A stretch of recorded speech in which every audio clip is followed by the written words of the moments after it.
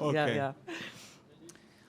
Well, hi everyone. When they asked me a couple of weeks ago if I wanted to talk to Céline Sciamma, in the beginning I was a bit scared. I was like, whew. Also because they say never talk to your heroes, some may say. And I was like, but I want to. And so I decided to do it. Because your cinema has meant the biggest thing to me on a personal level, but also on a professional one. And I think to many of us sitting in this theater, I assume. So when I was thinking about this talk with you, I thought, should I ask, how should I approach it? And then I thought I will just approach it as asking you those questions that I feel like asking you, like if you would be sitting in a cafe and I would be able to ask you the things that I wanted. Of course, in a different setting with cameras and a full theater of people. But I wanted to start off with saying that I think we might have something in common. And that is that when we were younger, we were both making films with our siblings. Is that right? It is. And it still is right for you, right? It is.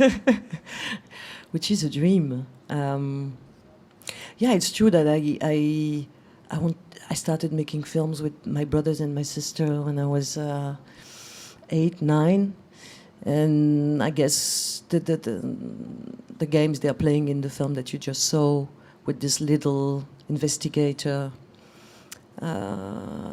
investigating a crime was basically the plot of the first film that I ever made. And I decided that I would do it professionally with the best DP in the world, So I took the same script, which was, there's this little investigator that I was playing, and it's actually even the costume that I used to wear at the time, partly. The little gilet. It still fits. And decided that I would make them play. Of course, I wrote better dialogues than at the time.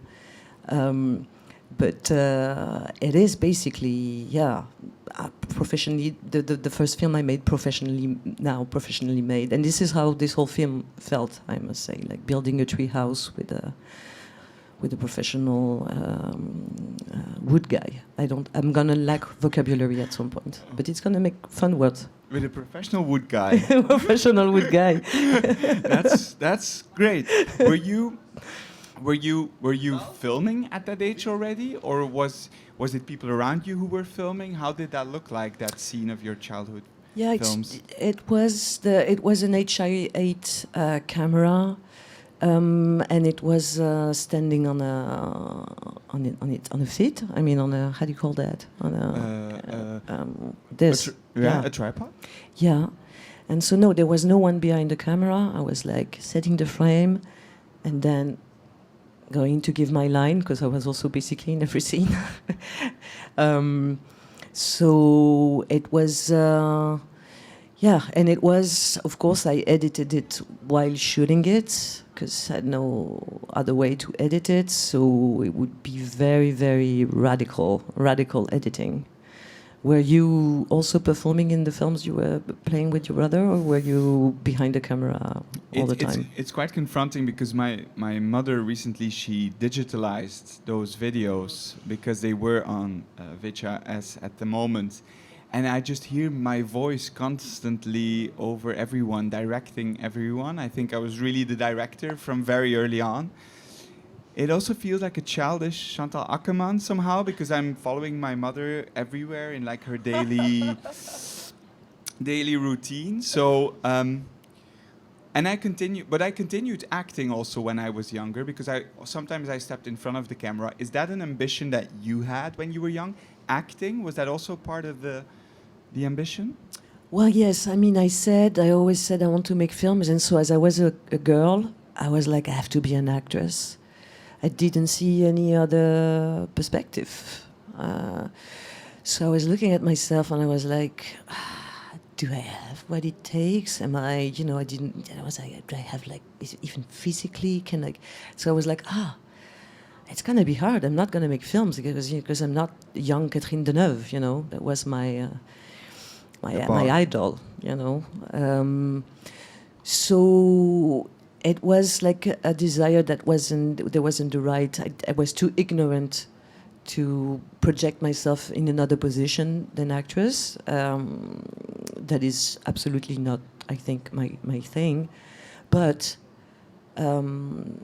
I think every director should step in front of a camera to see how it feels. And by that, I don't mean what's happening to us right now, but really in front of a camera with the crew and silence. And so I've been doing it. I did a cameo in my first film, mostly to feel it and to understand what the actors were going through. But I must say, once a colleague said, like, "Oh, I want you to play in my film," and I was like super happy. And then it didn't happen.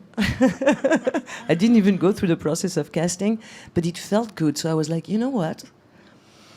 If someone I trust would ask me to, and that it would feel, I think I would do it. Would you? That's very good to know, Céline. That's very good to know. I don't know. This is maybe. I just have this memory of being young, and so I did a lot of theater classes, and at the end of the year we would always have this performance where our families could come watch, and I remember just my family coming to watch and being quite enthusiastic, but for me I found it a mild enthusiasm. I expected more of it. And then I remember my brother, who had never acted before, and all of a sudden he was cast in his school play to play Death. He had to play Death. And I remember we were sitting in the theater, and so he performed, and everyone was outrageously enthusiastic. And so I said, well, maybe it is really not my gift. It's really not what I'm supposed to do. And I also felt when I was watching other people act, when I was watching my brother act, that they were able to be much more freely with it, play with it, not as much as I could. I think I was, in my young life, I consider myself an actor, because I was acting a lot. But that also made me conscious of my movement, maybe, and of my ways of being. So I don't. If you would ask me, okay, I would consider. But no, it's not a desire that I really have. I want to go into writing first. Was writing a part of your young life? Were you writing stories when you were, for example, the ages of these beautiful characters in Petite, Maman? Yeah, I really remember. I remember the first story I ever wrote, because I didn't write it myself, because I didn't know how to write, because I think I was 3. And I think it's one of my most ancient memory, that and getting a bike that was hidden behind a curtain, and I could see it because of the sun, and I was like, wow, I'm going to get a bike. And I remember that my father said, let's write a story. And he had like this giant piece of paper. I remember it felt giant at the time. And he said, just what is the story you want to tell? And I wrote this little poem that was, I'm going to say it in French and I'll translate it. Petit prince joli, so little pretty prince. Ta femme est partie. Your wife is gone. Si tu étais un prisonnier, if you were in prison, and it's not said correctly, I said if you were in prisoner, tu pourrais revoir ton maître. You could see your master again. And there were 2 mysterious words that I still don't know, that I might get tattooed one day. They said, corboche, corboche. And I was like, this is a whole story about a prince in prison. No, that if he was in prison, he could see his master again because he lost his wife. So I guess like there was something in that brain that took stories super seriously, very dramatic, but very concise. A very synthetic approach to epic drama. And so that's that it means it's I've been also stimulated into writing stories, which is sometimes I think for me writing has a lot to do with solitude, but it always comes also from, someone saying, especially in childhood, like, you should do it, you should give yourself permission to invent stories. And then it never stopped, but I didn't really like what I wrote. I don't know how you felt about what you wrote, but when as a kid, but I was like, no, this is not. I never found it good enough or serious enough. I was putting a lot of pressure on myself regarding stories. I was like, storytelling is it's something to take super seriously. So I remember not going all the way with those stories, just fragments.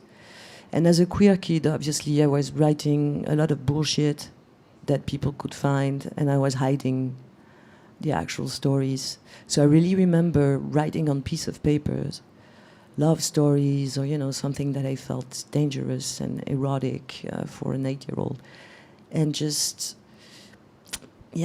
hide it in little boxes. And sometimes I still find them, which is that's intense. When you find like it doesn't. Last time I moved, I found like this egg, and I opened it, and inside it was written something about a film that I had seen with Emmanuel Béard, and I was obviously fully, falling for her or whatever. So I remember that writing was always a piece of evidence, also in a way, and that I was being very careful with it because I felt like it had this huge power, and that it could have also this huge impact on my life and my own secrets. And I still feel like that writing always has to be partly secretive, and also in the end it transforms into a gift, because that's also what being secretive is about. It's not keeping the things for yourself, it's also handing them when they're ready to give. So it has always been kind of this dynamic. So I was super ambitious, but I wasn't writing. In a way, I was thinking about writing all the time, which I think is writing. Yes. Yeah. Yes, it is. But what I find incredibly interesting is that you were putting the evidence on paper, and you were putting it out there already in places, yet at the same time not fully investing in writing the story. Is that correct, that you grew up on the outskirts of Paris, at the same place where Annie Ernaux wrote, who won the Nobel Prize recently? Yeah. Wrote stories. Was that an influence on you as growing up, being young? Yes, it was. First, it was because there was a writer in town. And I grew up in a new town, so it means really which is quite rare, especially in everywhere, but in France there's always and Annie Ernaux says that there's always a cœur bourgeois, a bourgeois heart, a bourgeois center, posh center to any city. And that is not the case of that city that was built at the end of the 60s out of an utopia. So there was nothing, there was just fields, and suddenly there was a city, so there was no old stone. And there was an idea in that architecture that kids could go free, that there was a city with 2 levels, and that you would never cross the path of a car. And I think that's also why she wrote about that town. It's not only because she lives in it, it's because it has this very, very specific vibe, political vibe, also utopia, this urbanistic utopia of the end of the 70s. So that city already shaped my relationship with the outside world, a world where, as a kid, you could wander free. And in that world, there was a writer that I could meet at the grocery store. And my mother, she was a strong admirer of Annie Ernaux, so she pointed her. She was like, this is... So it meant like a woman was writing in this town. So this, before I even read a book of hers, I was like she was already helping me. And then I read the books that, I really advise you to read them now that it's official, and that maybe, I don't know how well they're going to be everywhere. it's a literature that really changed my perspective on writing, on literature. I even wanted to do my master degree in literature on her work, and the university said no. And 20 years later, she's a Nobel Prize in literature. So it tells also, she's also a good example of how a feminist author can get such a backlash. And that's why it's very, very important that she won, because we are also in the middle of a strong backlash, and she deserves that joy, and we all deserve that joy, because it was either her or a very conservative right. I mean, we're not talking about him. So it's a good thing that she won. You don't name him. No, we don't name him. So, was at that moment in your life, was cinema, not the cinema you were making with your siblings, but was cinema, like going to the cinema, was that already a very present experience in your life at the time? Yes, it's true that I was lucky. There was a lot of cinema in the town. One more commercial, where they would show films that would be dubbed, and a art house theater that had the best programmation that I spent my life at. And as a family, we were going to the cinema. It was important to go to the cinema, so we would go, at least once, a month as a family to see cartoons, mostly. But also that's where I discovered, Big by Penny Marshall, which is a very strong influence for Petite Maman, for instance, one of the earliest Tom Hanks movie when he was playing a kid being young. He still does that today, but as an old man. And then there was the influence of television. And I'm a child of VCR, so recording films, and so I watch a lot of film on television. I'm very grateful for television for doing my also cinephilia. And I had the strong curation of, both my grandmothers. One was a strong cinephile, Italian grandmother, and she was fully into the screwball comedy of American comedy of the 30s. So that's a great way to be introduced to old films. And she basically, introduced me to, Howard Hawks, the musicals, a lot of Fred Astaire films, but also Bergman. So it was a very, very strong influence. And, she was a housewife. She had no, cinema was a passion, but it was very, very, very intimate.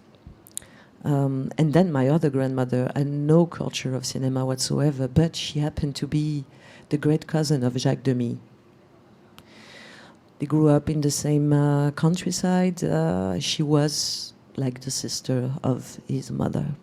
So she told me about this other side of film that isn't film as culture, but she told me, there was this little boy in the attic and he was making animated films by himself.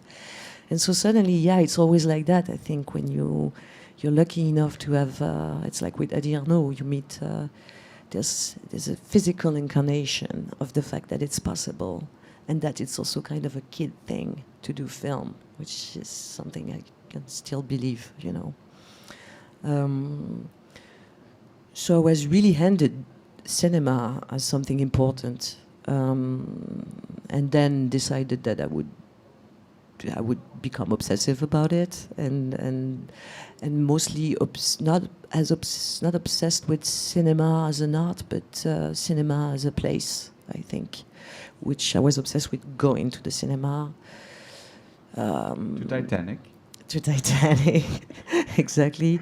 Lucky enough to be 19 when that got out. That was a blessing, a generational blessing. And enjoyed going to see everything, because I also just like to be in that room that felt safer than the rest of the world, I think. There's a a sentence that I read that I thought was really interesting, and that's that you said that when you grew up, you sometimes watched films, or you watched films that didn't seem to love you. Could you tell us something about what you mean with that? Do you connect to that? Yes, I do. Okay. Well, we all do, you know. Well, yes. I mean, I was at the time. I think when, as a young cinephile, I was very submissive also to the authority of cinema. Was taking all this language in as it was like this official grammar. Also was engaging in a very mainstream culture of cinema. And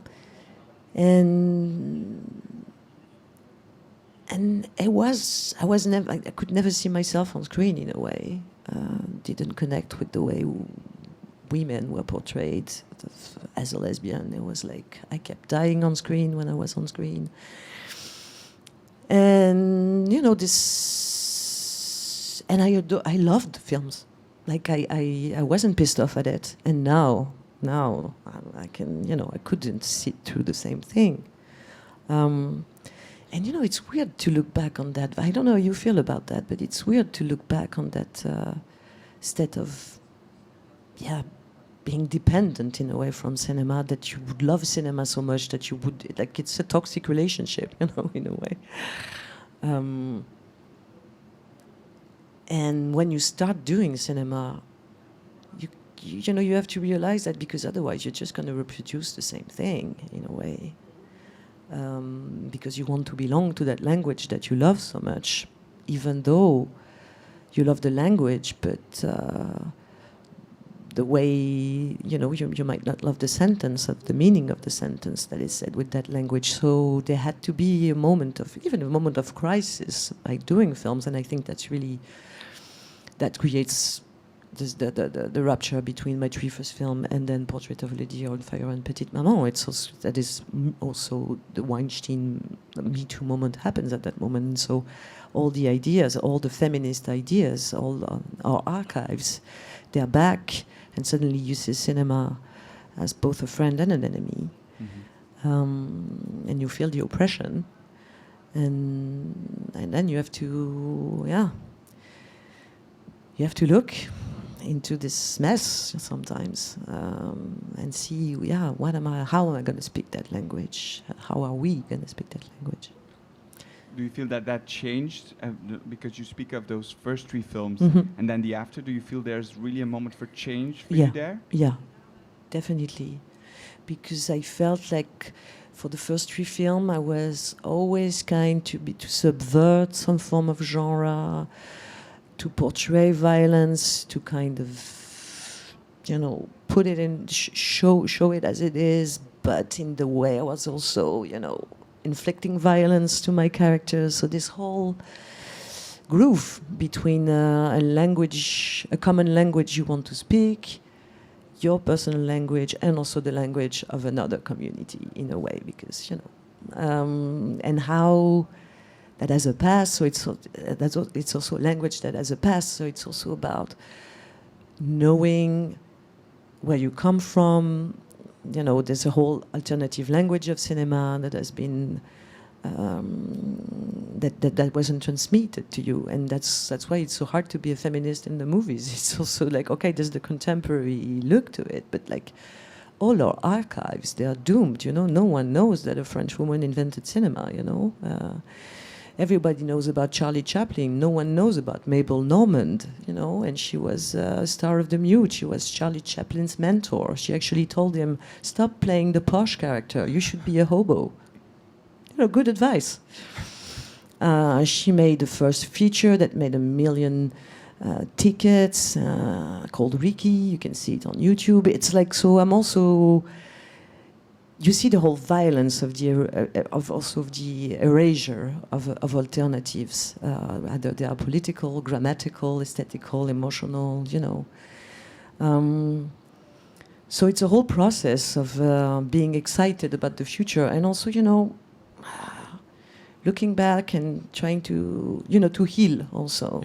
To find a thread that is the thread of friendship between films and ideas that is also gentle and soft. You know, it shouldn't be. I don't want to live in a state of war. So there's always a melancholy in that, I think. There's a melancholy in discovering film from the past that feels so vital and that you weren't handed. But there's also a beauty to it because they're here. And now also, you know, in this digital world, we can access those films. So this is, I don't know if I'm answering to you. You are. I feel like it's a little bit like your writing that was hidden like in all these small spaces. It was there, but it wasn't always visible. Exactly. And that is really something that you do. And what is also so, I mean, so incredibly powerful about your work is it's healing to make the invisible visible. And that is, I feel like your cinema with the last films really is also a place of consolation. It's definitely the feeling I'm looking for. And that got me, you know, realizing that I had loved so many films that hated me was also a way to think about the impact of a film and to put the impact of the film at the center of writing a film and even doing a film, which means I started being obsessed less with my character's journey and I start being obsessed with your journey. So now when I write, I'm like, for me, the audience is the hero of the film. It's, you know, characters that don't exist. They're just ideas, you know. So it's all about what, you know, how are you going to feel? And even thinking, okay, the character feels this, but I want you to feel different than the character. I want you to be, you know, ahead, for instance, or already sad because she's living the present of a story and you're already living it as a flashback, so as a memory. So it should be about what you feel at that moment because, you know, they feel joy, but you're already sad for them, for instance, you know, and so I'm really glad that all this crisis, I think they're just growing as also a cinema lover. It's very demanding love, in a way. And I'm glad that I feel different now about films. I'm glad that my perspective can change. I'm glad that it's very much alive. There's no, you know, in cinephilia can be a lot of morbidity. It can be really it's an art that with a lot of fetishes. You know, it's the only art where we keep saying like I'm doing like my colleague. No one is like, oh, I'm writing my novel like Maupassant or like I don't know, Don DeLillo. But everyone's like, I'm doing that shock, like that Scorsese film, which is insane, you know, in a way. I find it super cute that cinema loves cinema so much that people with that much ego that would go like, oh, I have this idea, I'm going to take $1 million and put it in front of you. They would actually, you know,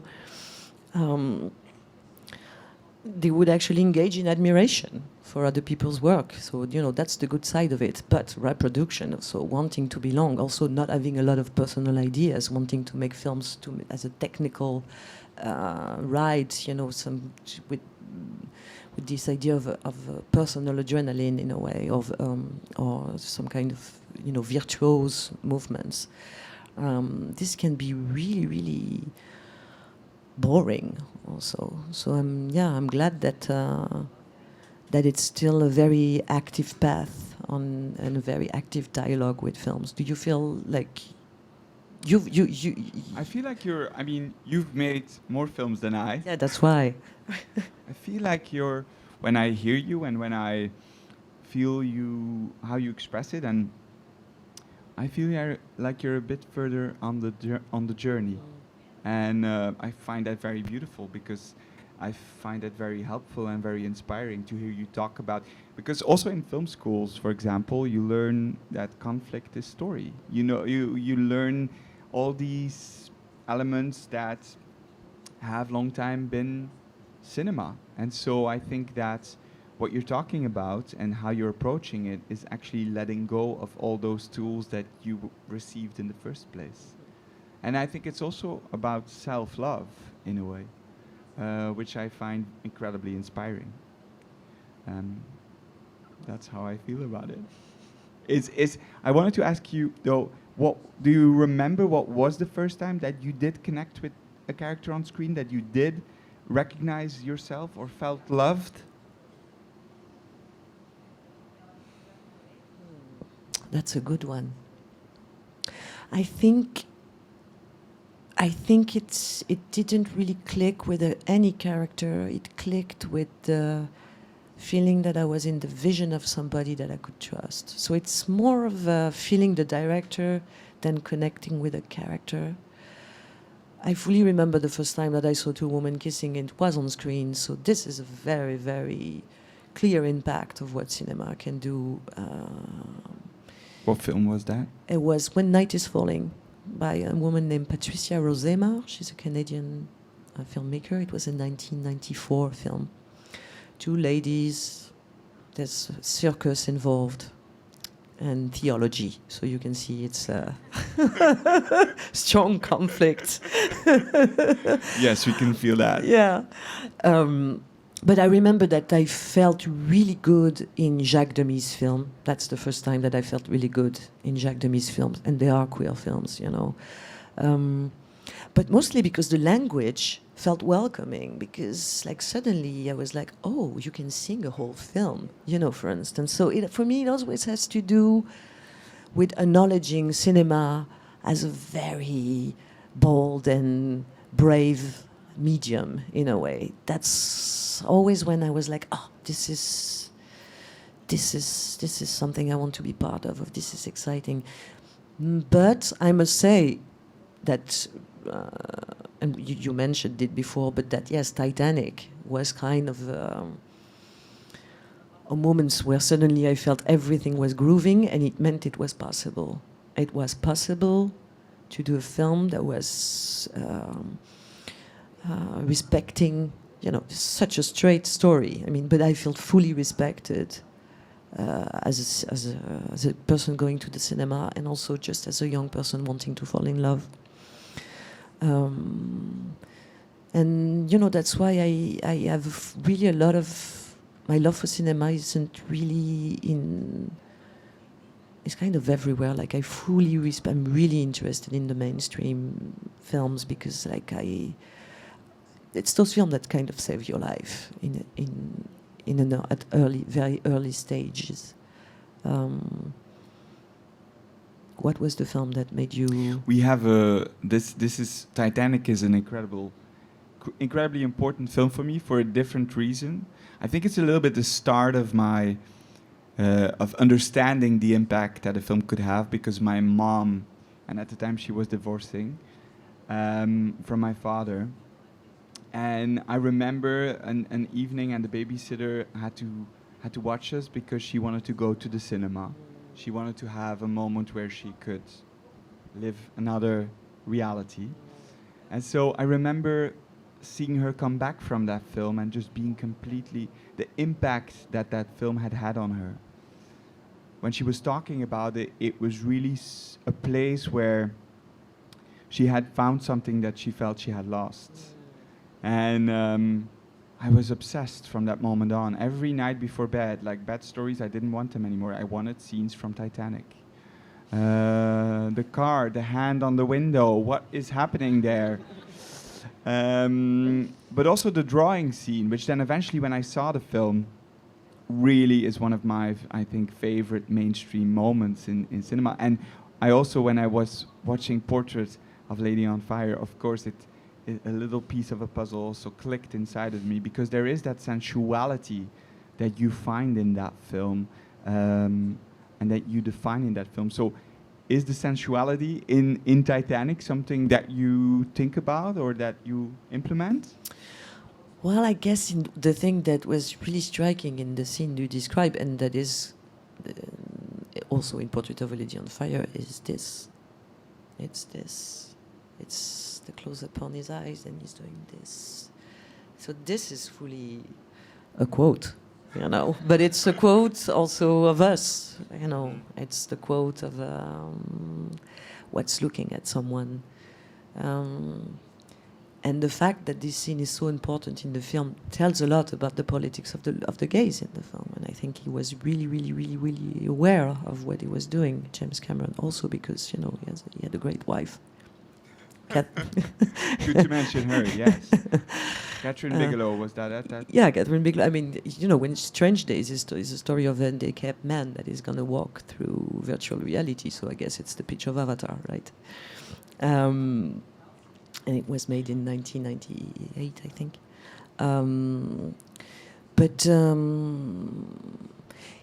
Yeah, that emotion of being looked at, and that in that specific drawing scene, and how that scene was talking about cinema also, was obviously a moment. And the car scene, I find the film so humorous because, you know, they are on a boat, but he still did the love scene at the back of the car, which is so American, you know, in a way. Yeah. It's still the back of a car, even though they're on a boat. And so I think it's one of the very... it's a true coming-of-age story. And in a way, we can all try to make Titanic, in a way, you know. I hope so. We need yours. I would really like that someday, I think. Was Portrait your Titanic, you think? Yes, I mean, it was the first time that I thought, and the only time so far, that I thought, I'm gonna write a love story, you know, a film like really with a love dialogue, a love story, that's it. And believe in that, and have two characters engage in seduction and intimacy, and because I felt like it's crazy, because I think in the end it's what I like the most in cinemas. I mean, that Clooney-Roberts film I want to see, for instance, you know. And I'm like, how come we don't make that many rom-coms, or, you know, they're so good, we all want to see it. And I was like, okay, I'm gonna do it, you know. Yeah, dedicate a film to a love dialogue, and to that would, in a way, yes, would be designed to be your ultimate love gesture. Yes. That you succeeded. I thank you. I hope, because it's exhausting. I don't want to do it again. You studied French literature and then moved on to Le Fémis, which is the big film school in Paris, where you studied screenwriting. Is that right? So that really comes at it from the writing perspective. When did the idea of really also directing it became present in your mind? Was that from the beginning, because writing feels really the thread, but was making also already present in your idea of it? Not really, but because I think I was super scared. I was terrified.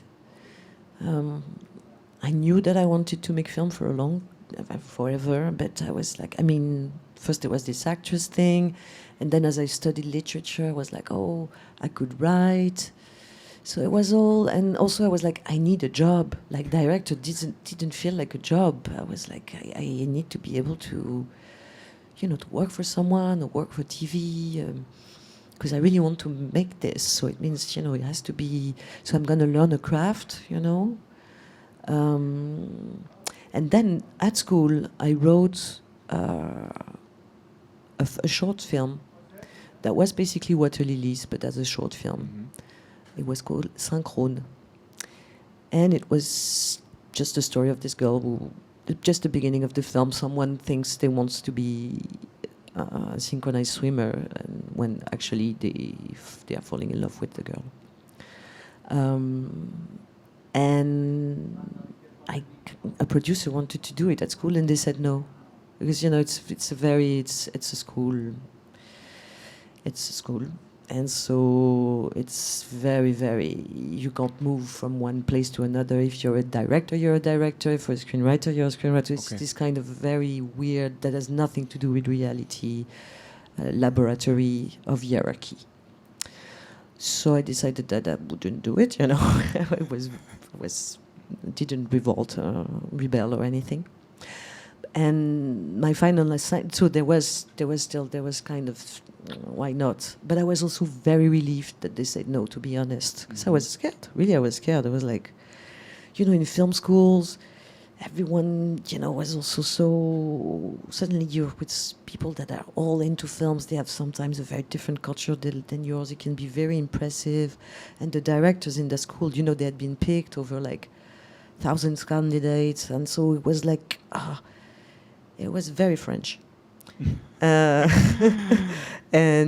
I wrote, my final assignment was to write my first original screenplay. And it was Water Lilies. And then when I got out of school, I met producers. There was like a little thing around the script. And they were all saying, well, you should direct it. Which is because they felt there was something in it that was mine, but also because, there's no market for scripts in France, and I'm sure, I don't know how it is here. So, if you've written a film, you better direct it if you want it to be made in a way. So this wasn't giving me all the confidence. I didn't feel like, oh, they read this and they said, this is a director. In a way, I was like, yeah, it's the system. But so that's why I did my first feature without having done any short films. Mm-hmm. And just arrived on the set, not knowing... I had been an assistant director, I've been working with directors in school, so I knew about what the film set was, but I never was that kind of... I wasn't in that place. So I was lucky enough to discover how much I enjoyed it, actually doing it, in a very innocent way, in a way, yeah. How was that first encounter with the dynamic on set? It was terrible. Mostly because I was like, I arrived and there were so many people. And then that changed. I didn't do that after. I was like, there are people who were there to push like furniture. A lot of people when they're on set, they haven't read the script. They don't even know, what it is about. And you're like, this is my life,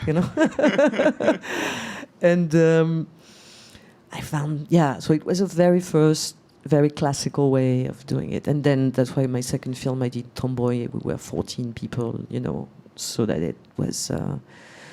and on each film, obviously, the scale changes. But I was kind of in shock of how much this was a job with people doing their job. Because for me, it was like such a privilege and a crazy... but I've come up to enjoy the fact that it's so also professional in a way. But at the time, being very romantic and scared. I don't know how you felt when you were on the set of your first feature film, but I felt like the scale was weird. I felt very scared. I felt because it's also much about leading. It's not only about telling a story. It's not only about creating the images. It's also about leading a team and making sure that everyone is able to bring their creativity to it and that everyone is looking at in the same way. And I find that there's a word that you have been using in interviews that I found really interesting, and that is horizontality. And I feel like collaboration has become has always been maybe very important on screen, but also in the making of a film. Can you talk a little bit about those collaborations? Well, yes. Some of my most important collaborator is my producer. We've made 5 films together. So that's a very stable and dialogue. And my editor was also, the editor of my film is also there from the start, so this is also a very long conversation. But the thing that really changed the way I make films is when I met Claire Maton, my director of photography, so we started collaborating on portrait. And I must say that now I found someone that is as obsessed with the whole brain of the film as I am, and this had made my life much more easier, I must say.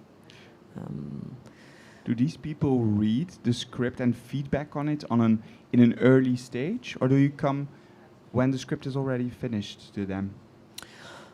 Yeah, when I'm happy with the script, then I start giving it away. But I always tell about the film before, but just orally, you know, about like the whole concept. Like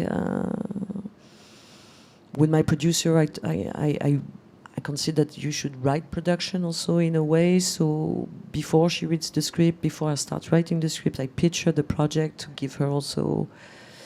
And I tell her how I want it to, what kind of writing for production we want. So for instance, Tomboy, I hadn't written the script, but I came to her and I said, okay, I want to see if we could make a film when we're ready.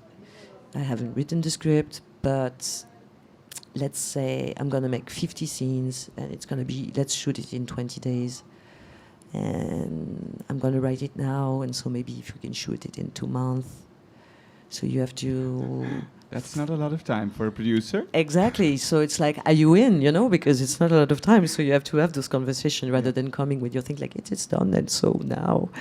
But because, yeah, there's always a dynamic, a production dynamic. And, you know, we did. We shot 2 months later, and she got the money just for the shooting, and then we went for the rest. And she's my main interlocutor regarding the script. So I consider the script over when she's happy. There's like usually, yeah, a few weeks of back and forth. And my editor, he reads the script too and gives feedbacks, and I change, you know, always something for him. And the DP, yes. That's mostly it. Yes.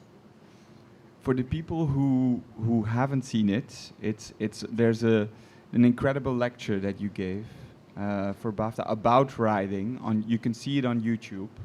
But I just wanted to talk a little bit about it because it's been really inspiring to me, and I know to a lot of film students also. And in that talk, you talk about desired scenes and needed scenes, and that before in your writing, you felt like needed scenes were necessary, and that then you switched to only actually writing on desire. Could you tell us about that movement? Well, yeah,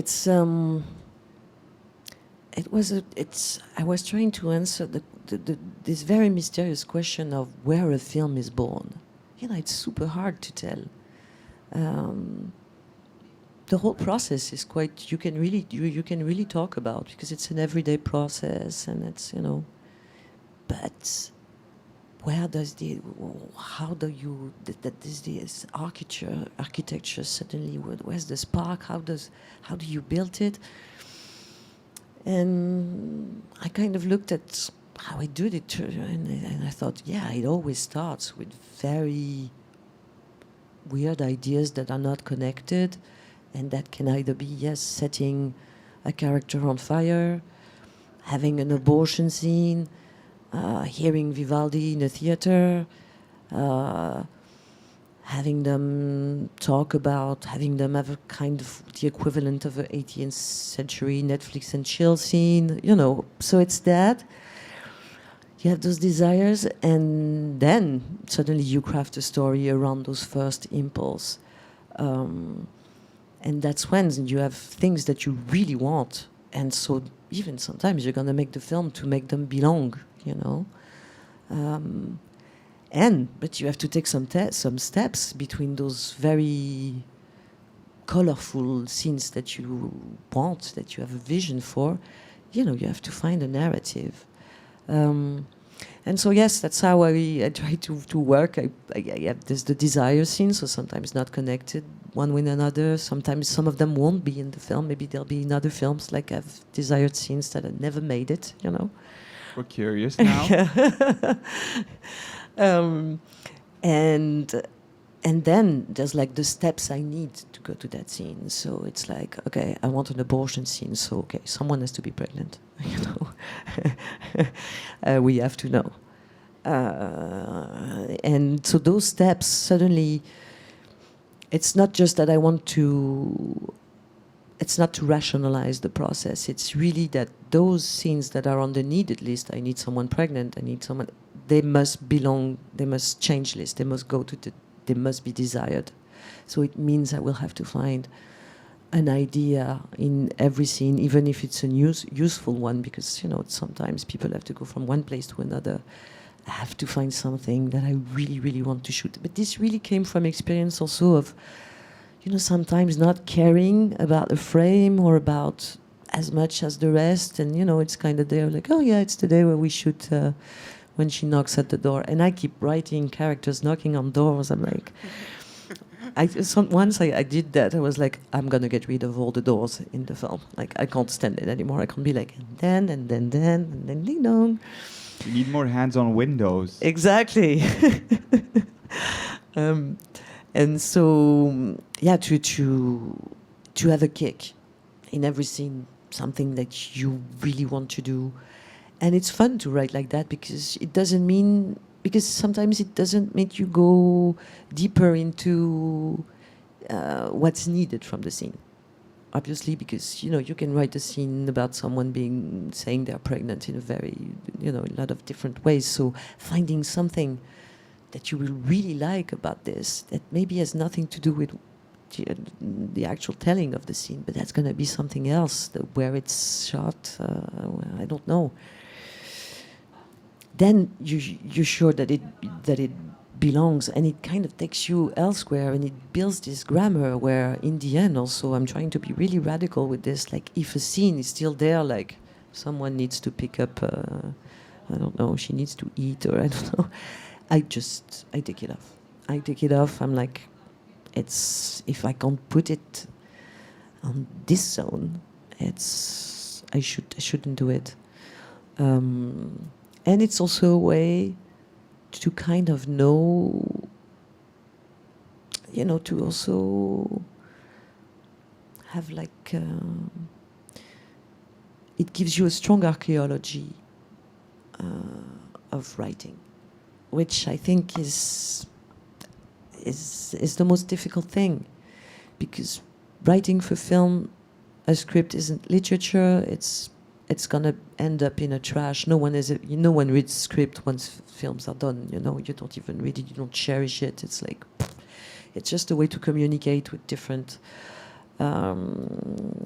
collaborators. So the guy from the other girl from the sound design. They have to learn through what you're saying. So it's quite technical. Why was I saying that? You were talking about the script as being a tool, actually, to make cinema. It's not the end product. So you can't really be happy. You're never really happy about it. You're like, oh, I like this sentence. Never. It's a whole. It's really a whole thing. That it's born. That is its destiny is to disappear, even to contradict itself sometimes. So when do you know it's over? And with this kind of method, I'm like, okay, I think this is over. I've confronted myself to every scene. And I must say also that I write chronologically. So if I'm stuck, I'm stuck. And what if you have the end already? Do you then force yourself to work really chronologically, even if you have all these images popping up? Exactly. That was for Portrait of a Lady on Fire, the first thing that I had was the ending. That I was like, I want to make a shot about a woman listening to Vivaldi's Summer in a long day. That had like the scene and not connected to anything.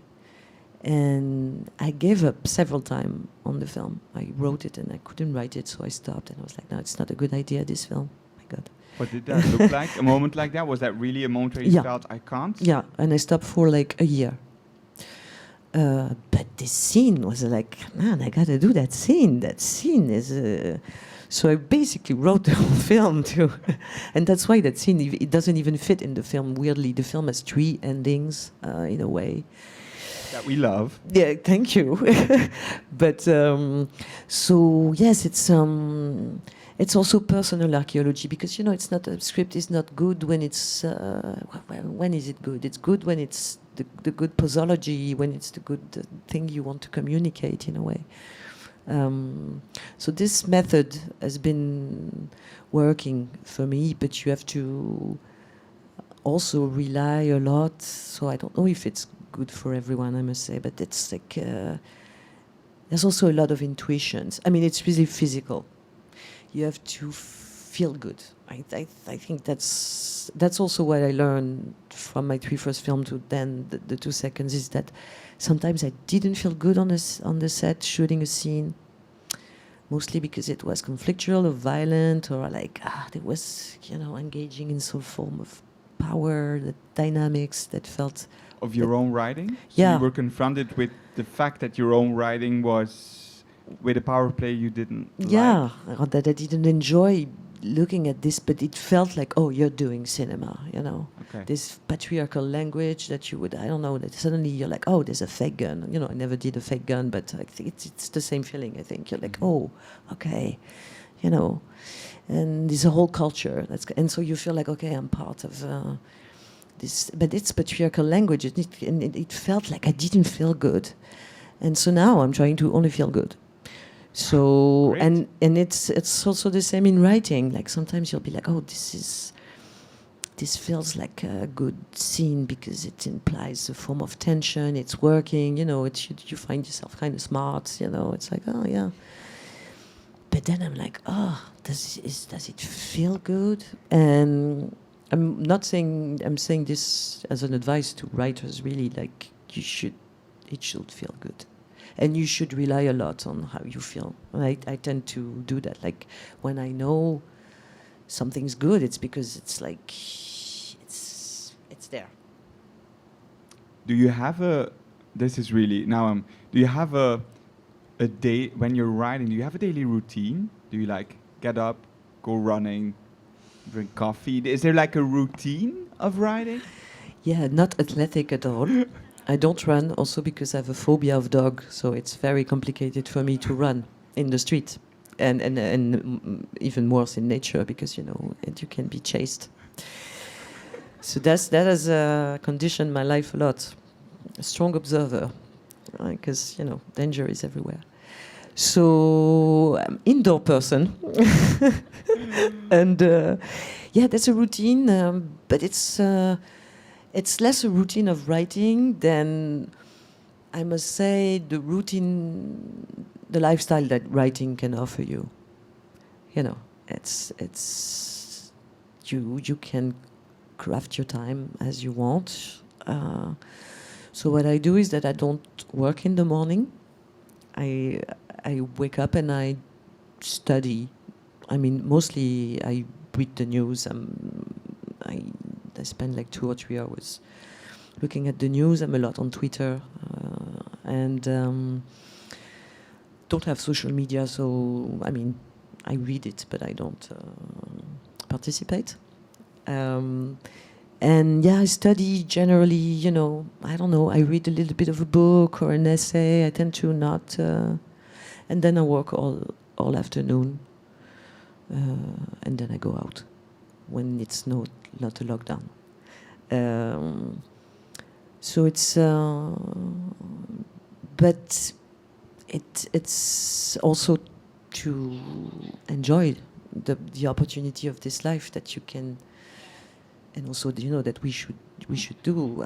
Of course, as contemporary people who have the opportunity to express themselves, is like also, you know, look at the news of the world. So it's really no bubble, but like I don't write at night. Do you write at night? No. No. It's bullshit, I'm someone no? who sleeps a lot. No, I'm asking because I find it very, I don't know how I mean, I think I'm quite disciplined, but with writing, I find it also very tempting to avoid it because it's very confronting, and sometimes it's very, like, you're constantly working with your imagination, bumping into limits, and sometimes it can be fun to avoid that. And I'm always curious to hear how other writers do it. You, of course, also write for or with other people. Yeah. You wrote Life of a Courgette and Les Olympiades. Is writing with someone else, what does that process look like for you? Yeah, there's much more routine to that. My thing to not flee from writing is to not write for a very long time. So I write in my head a lot. So it means that you avoid it in a way, but you don't avoid it. But then when I start writing, I give myself like a few weeks so that I have to do it. Like I never live with the, with the script. But you work with you're writing with someone, so it's a very different thing. Because otherwise, I don't know how I would do. There's the moment where you're like, okay, this is writing, and it's a short moment of time, because otherwise it can last forever, I feel. Writing with others, yes, is much more of a rendezvous, so it is a much more social commitment to it, which is, several meetings a week, go talk with, whether it was, Ma Vie de Courgette I wrote by myself. I didn't even meet the director, I must say. We met after. But working with André Téchiné or Jacques Audiard was really, meetings. We talk, we build up some ideas, and then I always like to take the stuff and write it by myself, I must say, which is a thing they also like very much, I think, in a way.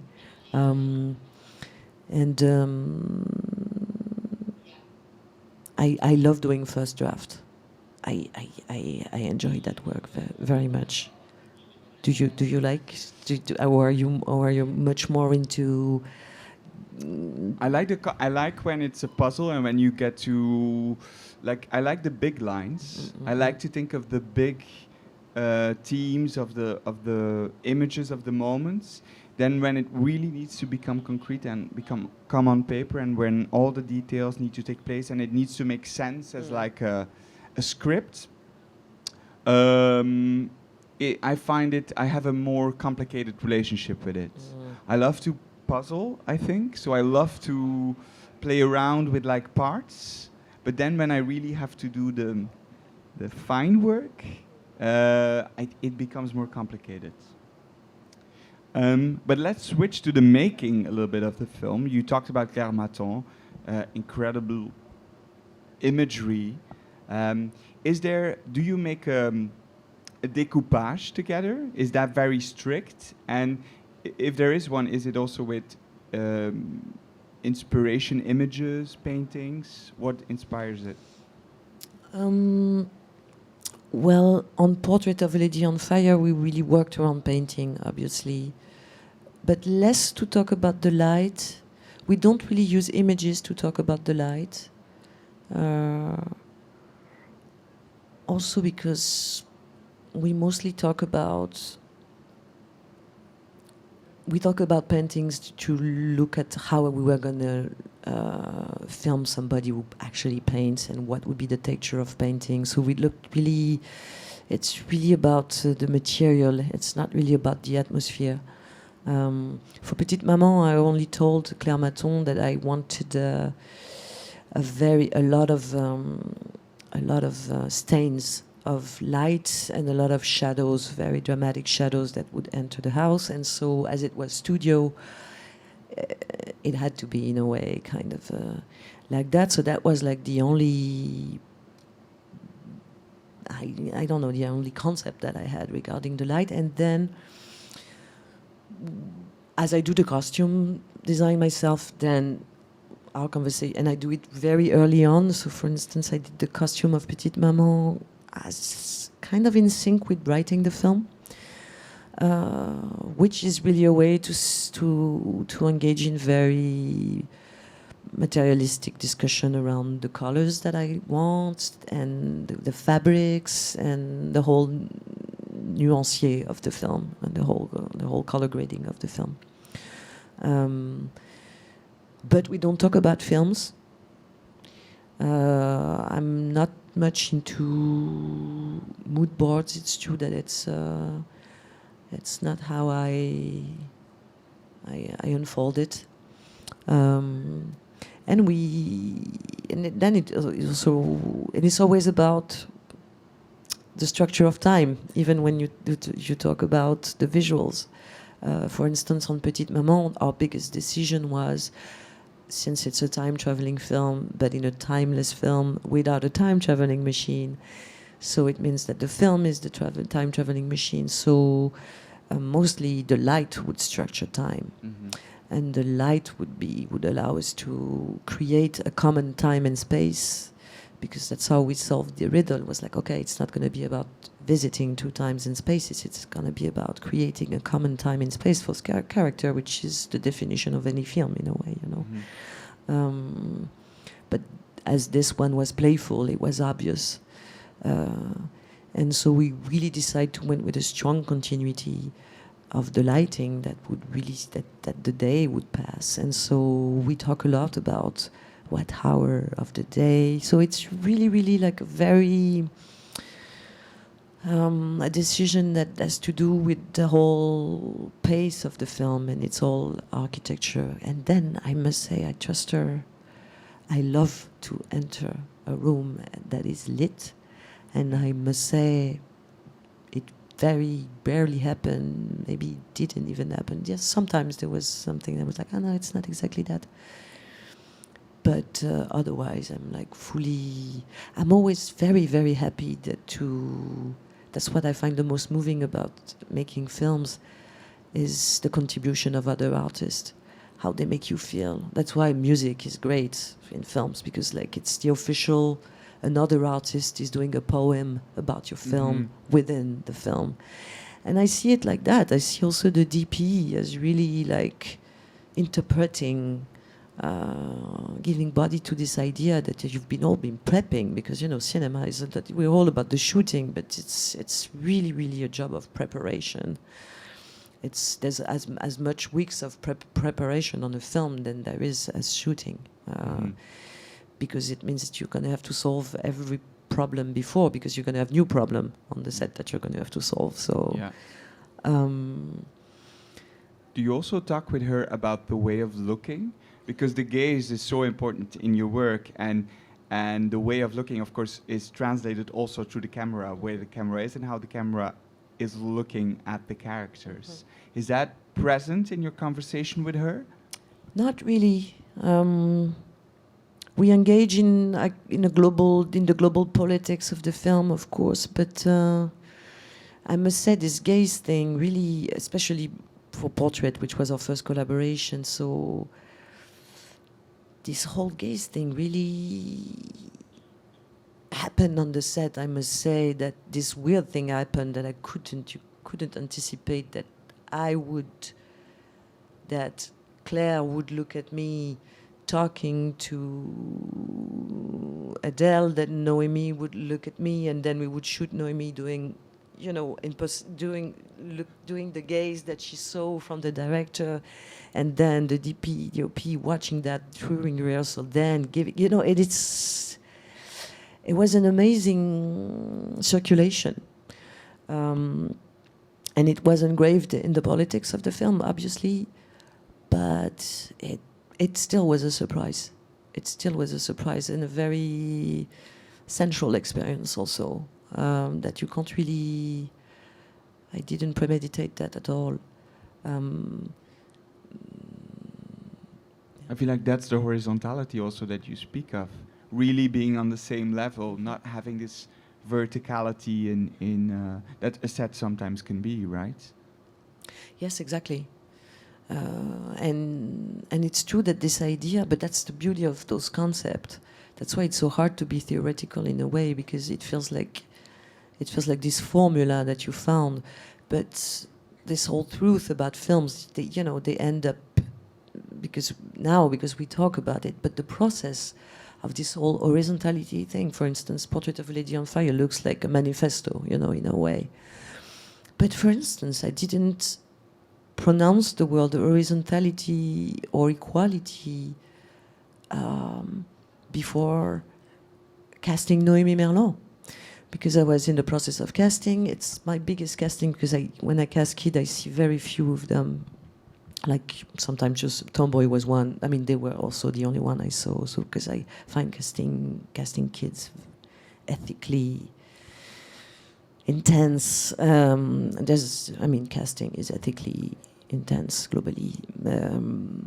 But because I was. It's about proving yourself, or because it's about proving yourself. Also, you think? Because I don't know. Because especially with kids, I find it weird. This mythology of you have to fill the room with 1,000 kids, whereas it's quite obvious that a kid can perform. So of course you have to find the kid that wants to do your film, that wants to collaborate, and that's a hunt. But I mean, in a way, just this mythology that it's hard to perform with kids on screen. I mean, you know the job, so yes, it's hard, but it's also, I find it less weird than asking an adult to play. In a way, I find much more.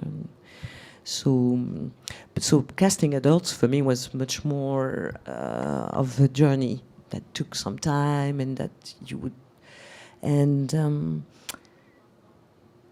so I was seeing like younger women. Adele was the part was written for her. So by seeing younger women, older women, and then Noémie Merlan arrived, and they were like suddenly they were even like the same height, they were the same age, they were like, and suddenly I was like, oh, that's what I'm looking for. I'm looking for horizontality, and then suddenly it's not my idea, it's her idea, in a way. It's the idea she came with, being herself. And then in the end, it all seems to groove supernaturally, but this process of understanding and keep writing your film, which is why I love to do cinema, because you can be quite incompetent at a lot of things, being competent at being a filmmaker in the end. You're a little bit of a musician, you're a bit of a photographer, you're a little bit of a costume, you're a little bit of everything. Everyone's more competent than you in their field. But you get to have a little bit of everything. And that's what you were saying about how this job is so special, because in a way everyone knows that you're less competent than them in every field. You try. Yeah, they do. They do. And plus, you're doing your job, but you're also always being watched doing your job, which I think is quite unique. Do you find that confronting? At first, I found that super weird. I didn't anticipate it at all. Everything is structured for you to love it in a way, because you're going to be infantilized, so you're going to be like this kid boss, But no, it's like the rest. It took me, from film to films. I found my way of doing it, which is more light-hearted than at the beginning. Less pressure, and more jokes. So, because when you're being looked at, you want to make jokes, obviously, like I try to do right now. I think you're really funny. We talked about kids for a moment, and that's, I think it's really remarkable, but also shows a big trust that you have this connection with your casting agent, that she really knows also really the sensibility that you're looking for, and knows. But how, I think as a director, of course, the great thing is that we also get to stay kids somehow. How do you work with young people? Because of course you've had a lot of different experiences working with them. How do you do it? I think I've based my whole relationship with actors on my relationship with kid actors. So the ethics of working with kids has become my global way of doing it. So I work the same with kids and adults, but maybe it's because I started working with kids,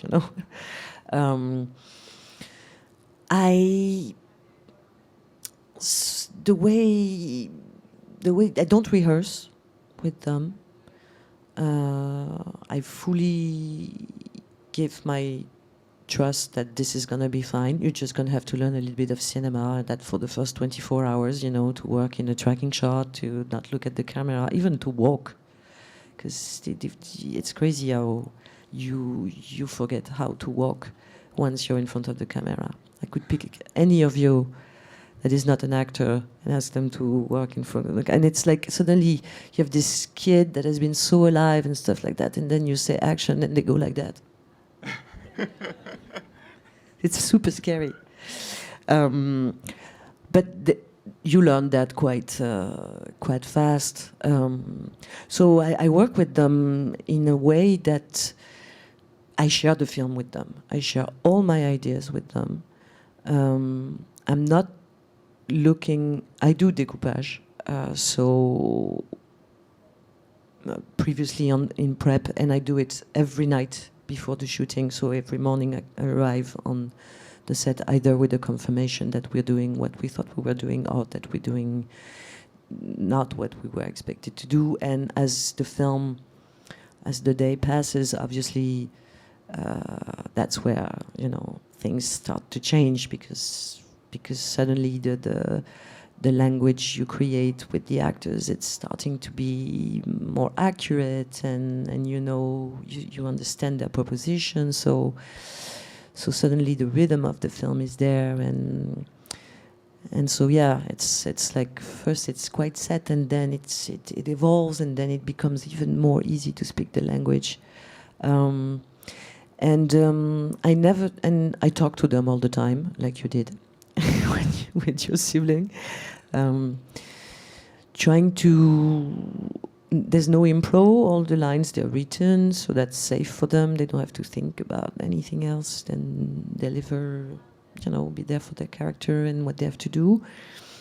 But yeah, I intervene a lot to give them new sentences, but mostly attitude. Like each time she puts her hand in her pocket, there's this crazy woman saying like, "Put your hand in your pocket," you know.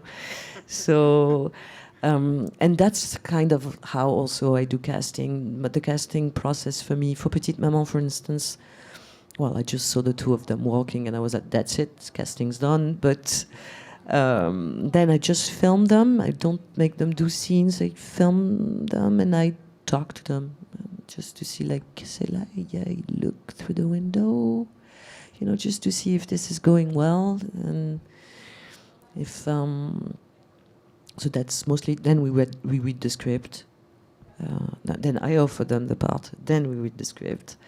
Then they accept it. And then it's the whole costume thing that's when I start looking at them.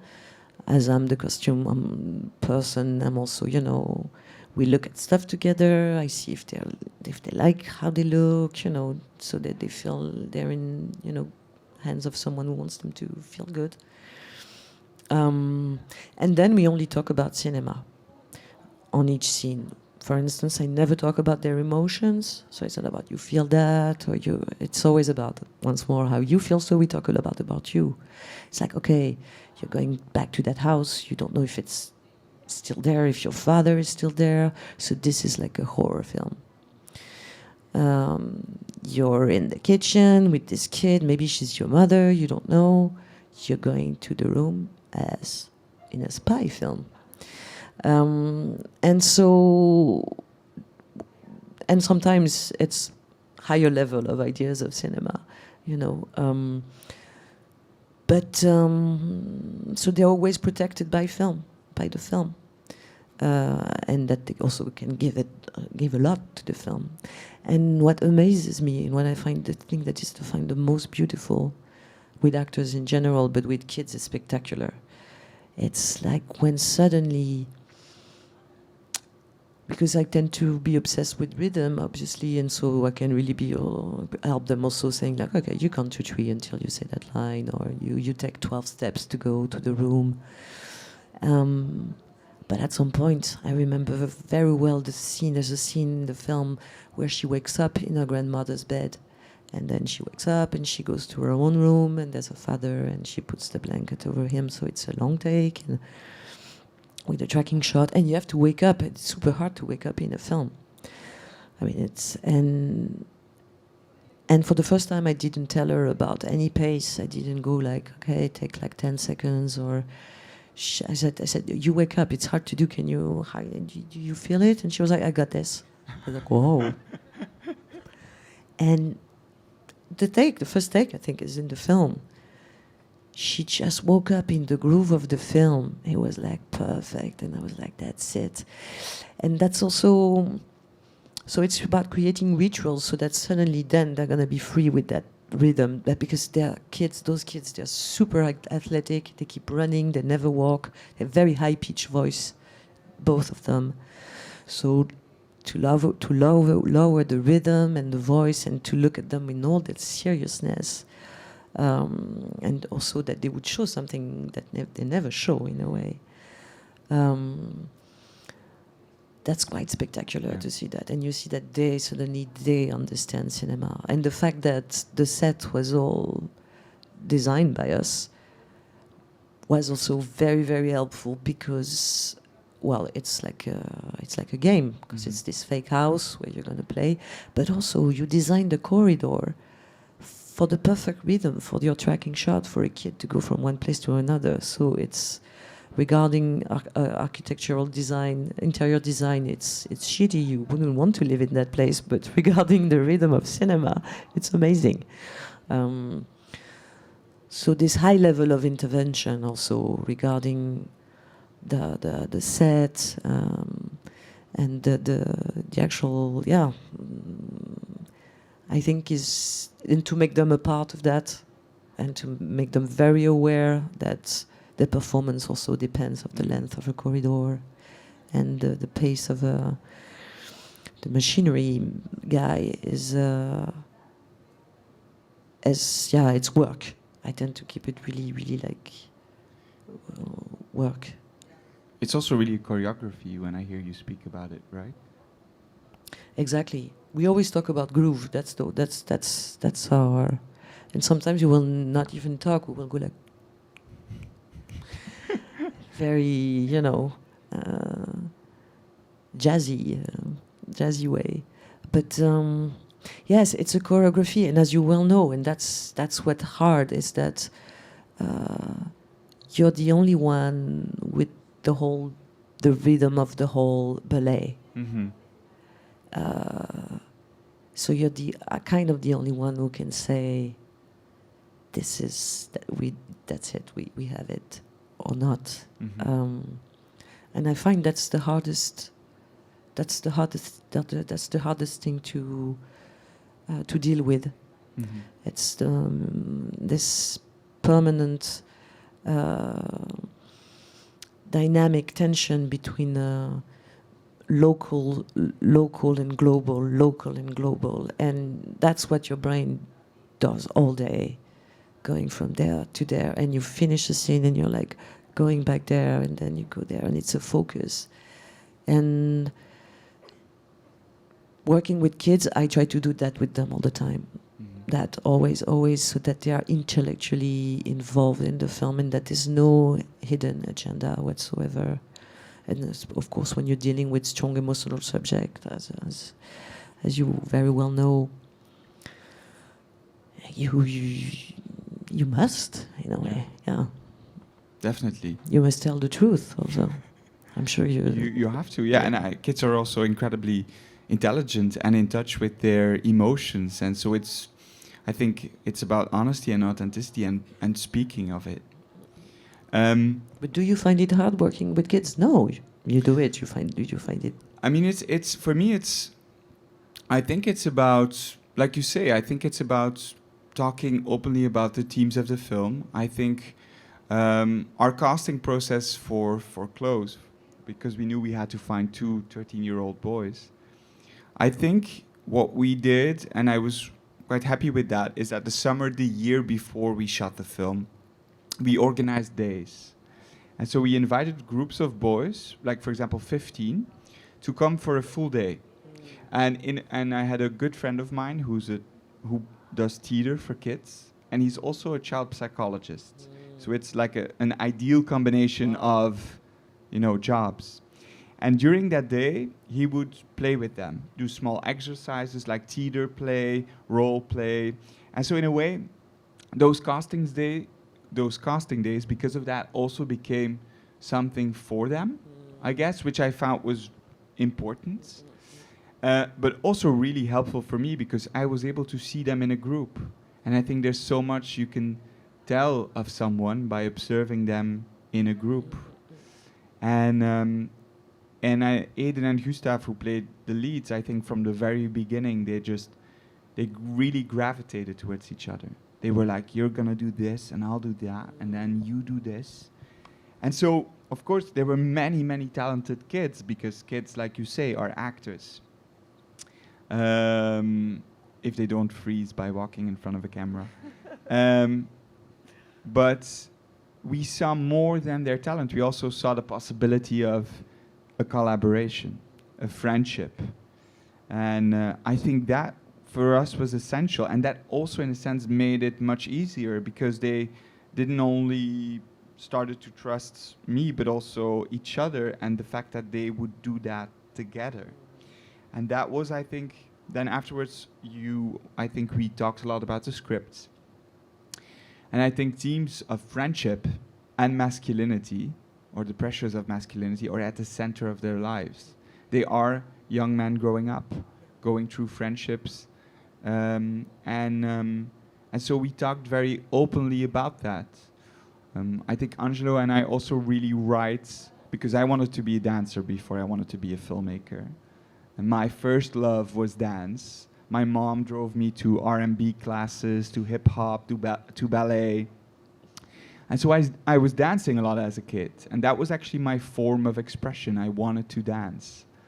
And then at the age of 13, I remember this moment. We could go with our school. We had like a week trip to the sea. And on the last day, everyone could perform something, like a magician trick or like a dance. And I chose to do a performance on Fighter by Christina Aguilera. I can't imagine I'm telling you this. Céline Sciamma meeting my hero, telling her about dancing to Christina Aguilera. But so I chose to do that, and I still found that incredibly courageous of my part to be like going for it. But it was also for me really the start of shame, because it wasn't received enthusiastically. And so but I continued dancing, but in the four walls, between those four walls of my room.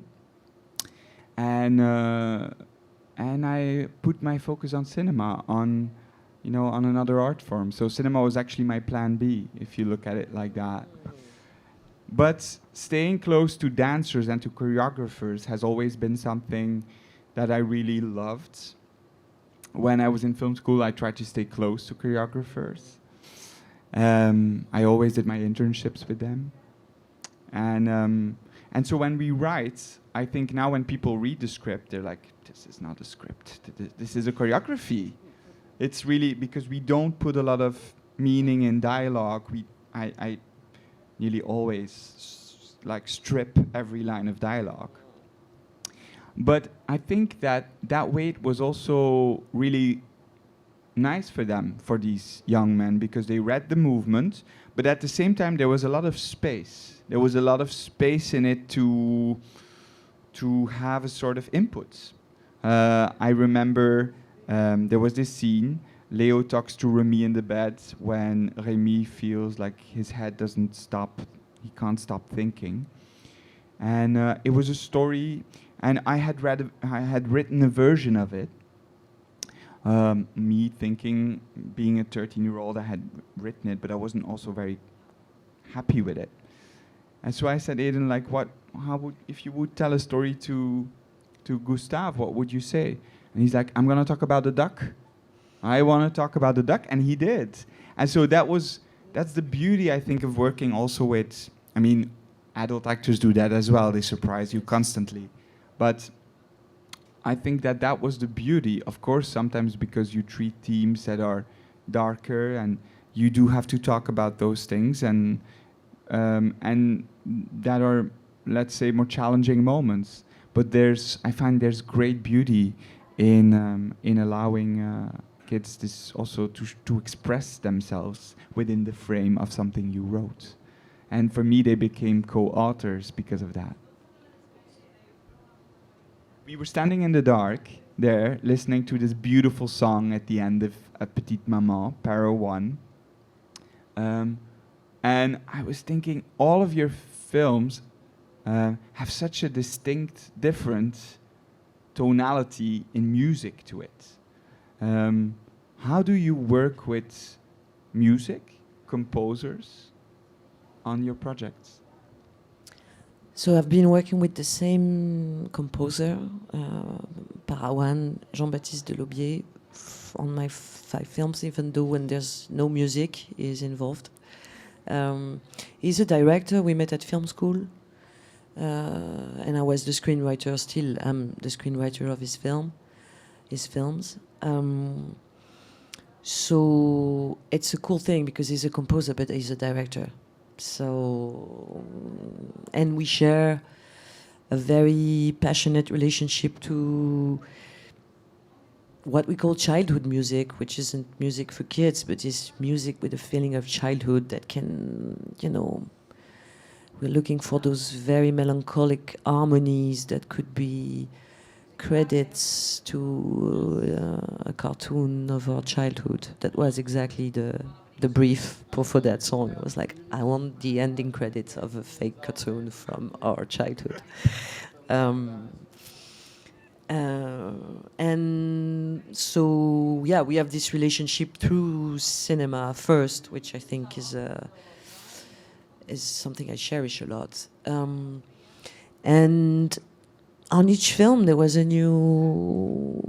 I mean, I think Water Lilies was the one that I did the most by the book. So it's original score with a lot of things that are designed especially for the scenes.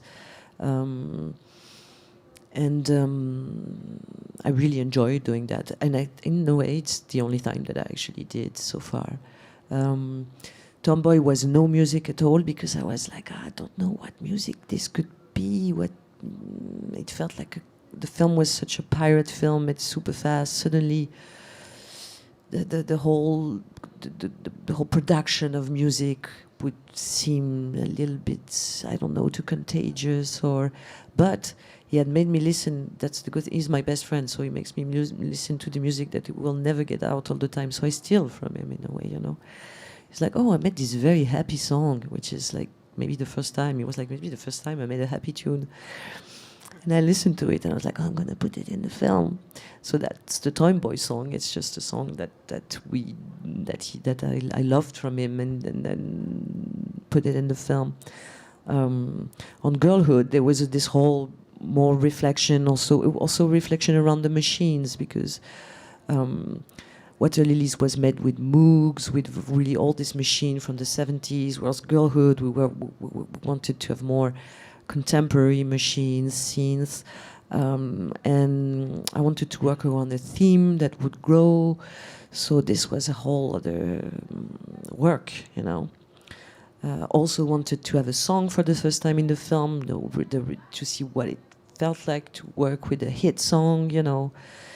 So Rihanna Diamonds was coming out at that moment. So, you know, it's with music. It's also always a kind of experimenting different genres of cinema in a way. You feel like you're exploring a genre of cinema, and this thing of what does a hit does to a film, and how do you handle that? You know, such a that's not designed for your film, but that's going to be in your film. So this is like, each time I find those questions totally new. And then on Portrait of a Lady on Fire, I wanted the film to have no music, even though it was an historical piece. So that was very also counterintuitive, classically speaking. But I really wanted a song.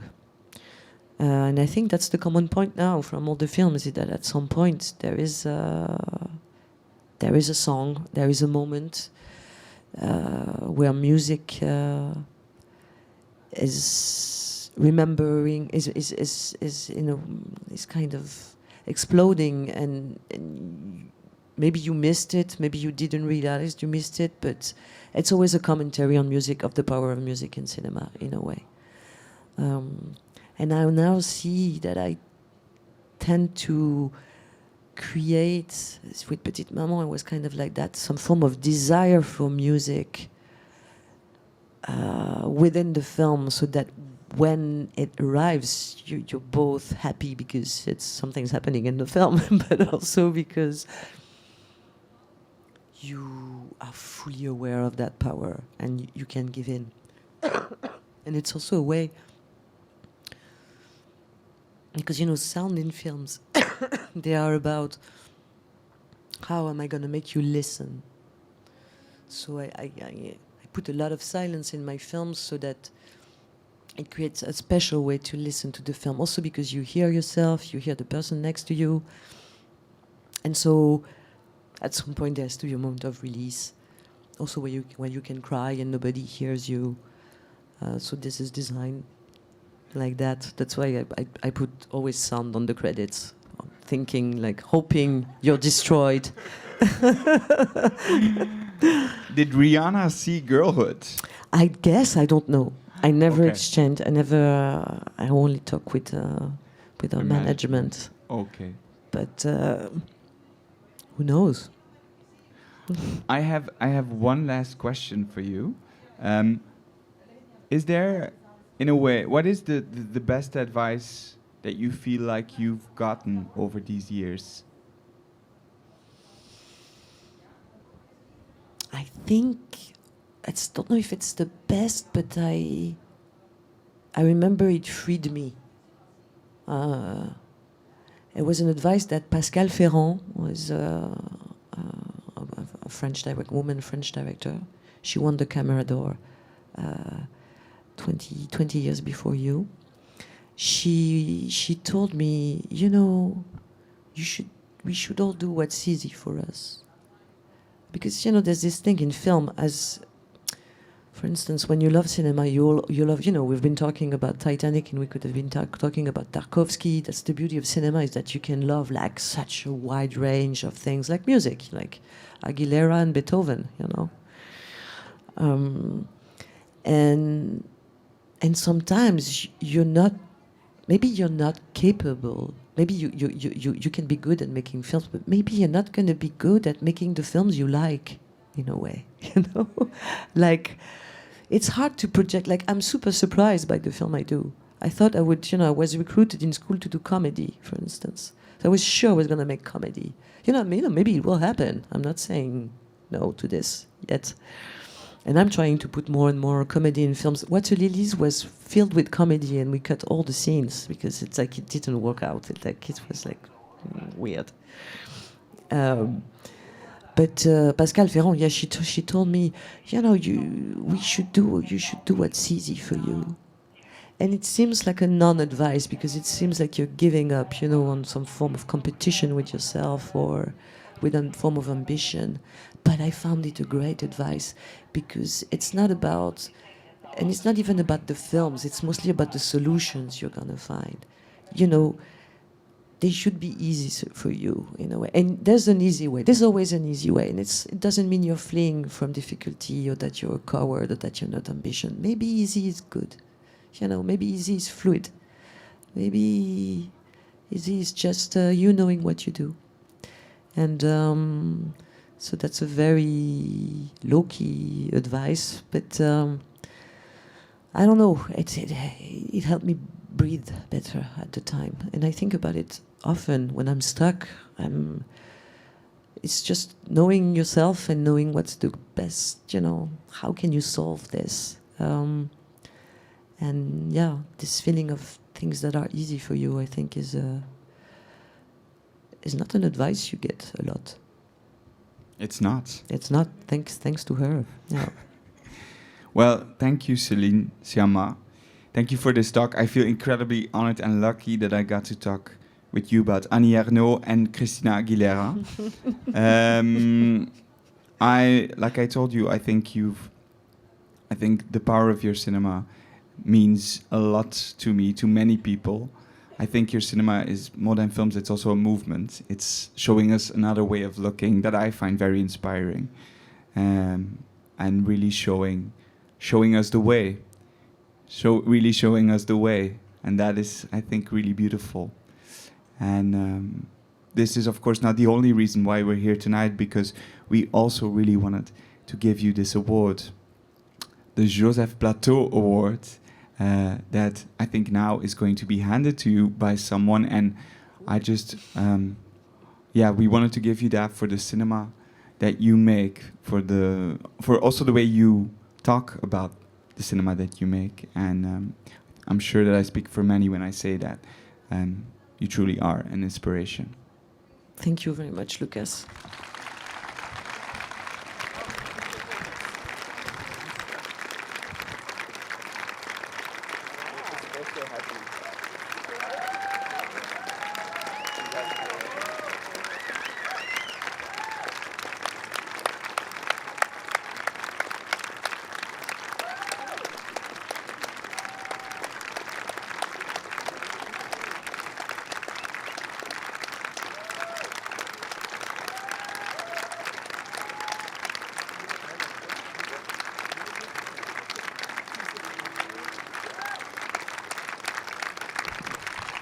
Thanks. I can't talk anymore.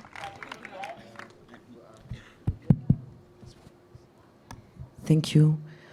I just wanted to add something because it's been amazing talking to you. Like this has been, I feel like it's been 10 minutes. Sorry if you're all very tired. But I must say, yes, when I received this beautiful messages from the people at the festival here that I want to thank very warmly, obviously, about this award. I checked it, because you don't know all the awards, obviously, otherwise you're crazy and you don't deserve them. And, to look at, an award is a culture. And so first I discovered that amazing list of contributors to cinema, and I was like, wow, I'm glad that I belong. I want to belong to that list. So I'm going to say, yes, obviously. And there's Sandra Bullock in the list. We thought about that. And then I saw this object, and and that's the other part of the culture of this prize. It's this invention of this man that is called. They said it's. How did he define it? He said, it's the illusion of motion. Okay, so it means that this is a scientific definition of cinema, and this really hit a spot. And I was like, what if we would refer to cinema as an illusion of motion, as an illusion rather than, investing in the semantic field of art, of industry, of work? What if we refer to it as an illusion? What if actors in promo, they were saying like, well, I chose to collaborate to this illusion of movement because, what if I said, I decided to make that illusion rather than I decided to make that film? How would that change our ethics? How would that change the politics of the film? How would that change how we think about cinema?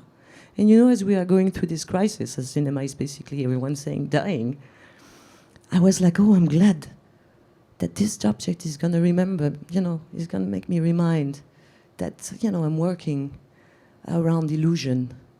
And I think, politically, if we were to stand for our illusions and what illusions we are standing for, what illusions we are recreating, reproducing, or the ones we are, proposing, I think it's a great definition for cinema. And I think I'm glad that I'm going to think about that now, this new question, thanks to you. So thank you for your support. Thank you.